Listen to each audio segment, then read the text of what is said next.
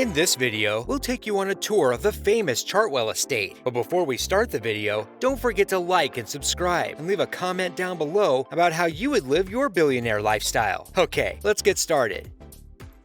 The Chartwell Estate is perhaps one of the most famous estates in Beverly Hills. That's because it was used in the intro to the original run of Beverly Hillbillies all the way back in the 1960s. It was built all the way back in the 1930s though, and owned by a hotelier from Chicago, Arnold Kirkeby. Later, it was bought in 1986 by Jerry Perenchio, the CEO of Univision, for $14 million.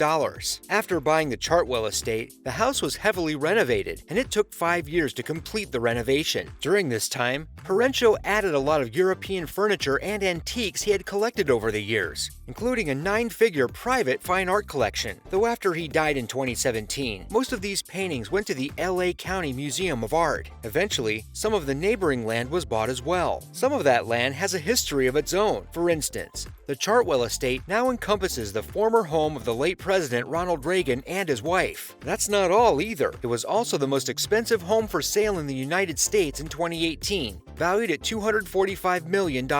This price didn't hold up for long, however, and was sold a year later to Lachlan Murdoch. How much did it sell for? Watch the rest of the video to find out. The main residence of the house looks big but simple. There's nothing garish or lavish about the limestone exterior, except for maybe the gardens around it. There is no denying that the mansion is huge, however. The main residence has a 25,000 square foot interior, with 11 bedrooms and 18 bathrooms. The interior was designed by Henri Samuel from France and takes on a real European look. The main living area is lovely, decked out with most of Perenchio's European furniture, which ties the interior of the room together. On the patio outside, there's a fantastic view of the backyard, with hedges, trees, and a fountain at the bottom of a sloping hill. This fountain is surrounded by busts of famous men and women in arches in the hedges, and there are stone benches for you to sit back and relax. The master bedroom is surprisingly modest in terms of design. It feels like something from a generation ago. There's not much modernity to the design, but that's part of what makes this historic home so appealing. The dressing area, on the other hand, looks absolutely gorgeous, with lacquered wood and more than enough space for your clothes. It's also got a lovely view of the backyard. The dining room seats 18,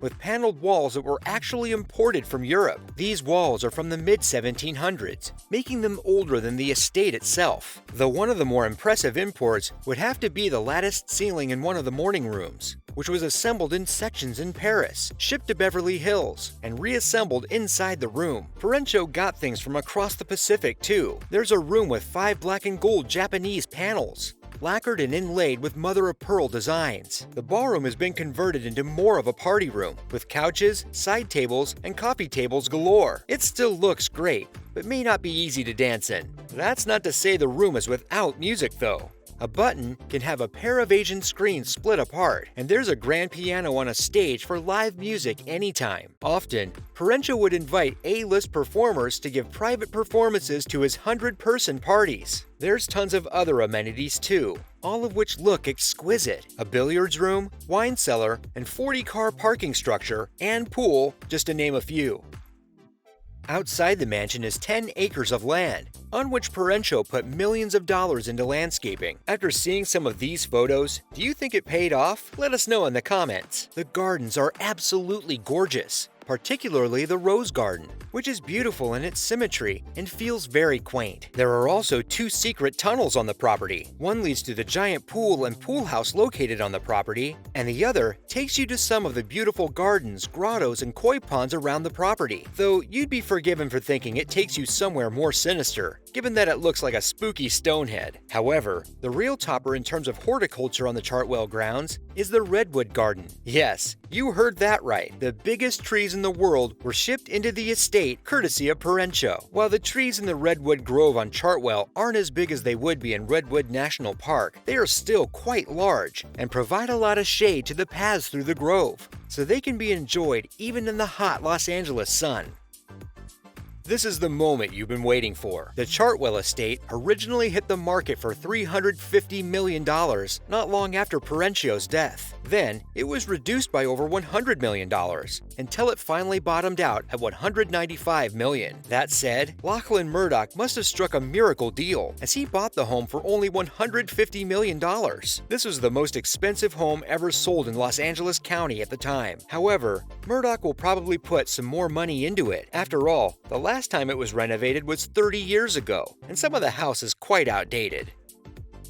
The Chartwell Estate is one of the oldest, most famous homes in American history and includes some presidential property, literally. The nice part really isn't the interior though. It's the well-tended gardens, redwood grove, secret tunnels, and history. At $150 million, you're looking at quite the expensive purchase. And it's hard to say just how much the home will be worth after the interior is modernized. Lachlan Murdoch certainly got a deal though, only paying about 3/4 of the asking price. Whether or not that price would continue to decline is a hypothetical that will never be answered now. The only question is whether or not the price of the home will go up, and whether it's a good investment or just flexing a luxury lifestyle. What do you think? Thanks for watching our video. Looking for more? Check out this playlist. Be sure to subscribe and turn on notifications so that you don't miss more videos by us. What did you think of the famous Chartwell Estate? Would you buy it if you had the money, or would you rather live somewhere else? We'd love to hear from you. Let us know in the comments below. We've also got 2 more videos about luxury mansions that you won't believe coming up. Feel free to check them out. Anyway,